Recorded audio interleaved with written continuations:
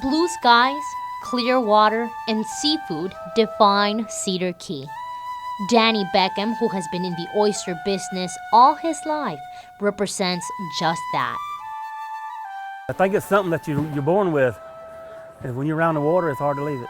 But this picturesque view of the peaceful seafood town on the west coast of Florida does not show the big picture.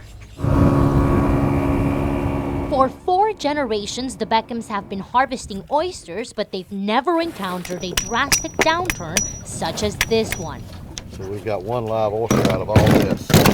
They're only catching 25% of the oysters they caught last year. The oysters in my generation that I've seen has never done what they're doing now. I've seen oysters die in certain areas, but not down the whole west coast.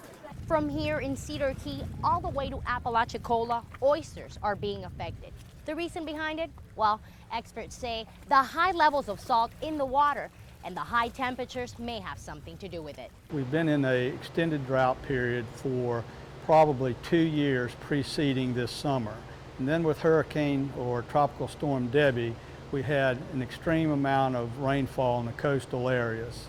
Gerald Beckham, Danny's cousin, says oysters are having a difficult time acclimating to the weather's extreme changes. It's the time of year when oysters are supposed to be spawning, and little oysters are supposed to be growing everywhere for next year's crop, and we're not seeing that. Ricky Cook, the president of the local Oystermen's Association, tries to stay positive. The few oysters that live, they are going to be very fat this year and very good tasting due that they aren't fighting for food.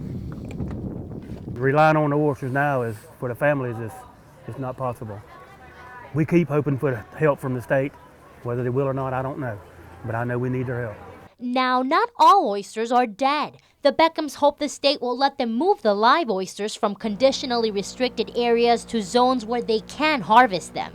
We would like to relay from out of those areas out into these open areas and let them purify so we can harvest them.